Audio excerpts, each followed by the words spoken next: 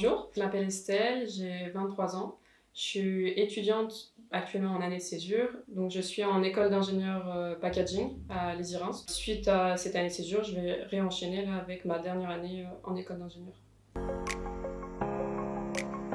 viens d'effectuer un volontariat via le Corps européen de solidarité.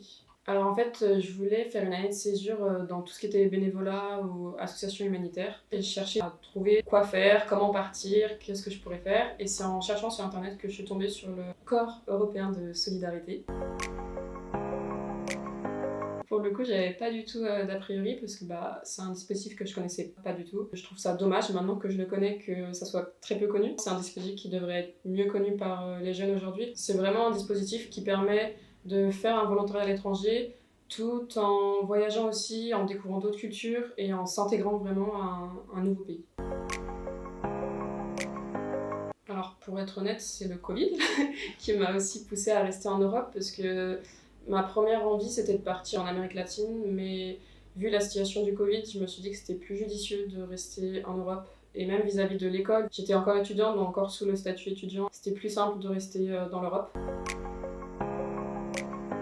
Suite à mes recherches, j'ai contacté le CRIJ, qui est sur Reims. Via le CRIJ, j'ai été en contact par plusieurs personnes qui m'ont accompagnée tout au long de mes recherches. Enfin, j'avais déjà trouvé l'association, mais cette organisation, c'est une organisation d'envoi, donc qui permet de toujours rester en contact pendant ce volontariat une fois sur place et de ne pas être perdu. Moi, j'en ai pas eu trop besoin, dans le sens où j'étais vraiment autonome, mais pour les personnes qui se posent plein de questions, c'est une association qui peut vraiment aider en fait, les jeunes à partir.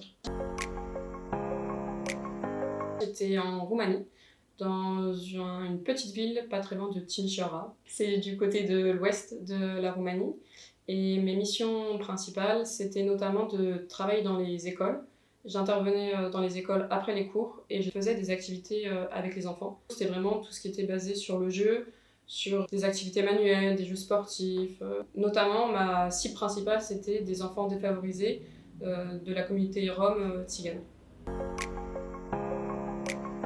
On avait 1 heure de cours de roumain par semaine et c'est vrai que c'était très utile parce que les enfants ne parlent pas tous anglais, encore moins ceux qui viennent de communautés défavorisées. C'était super important, je pense, d'avoir au moins quelques bases et ne serait-ce que des mots en fait, parce que au début j'avais pas les phrases, c'est sûr, mais juste avec quelques mots clés en fait, on se fait comprendre avec les enfants, ils comprennent quand même très vite. Sans forcément parler roumain, on peut aussi très bien s'en sortir.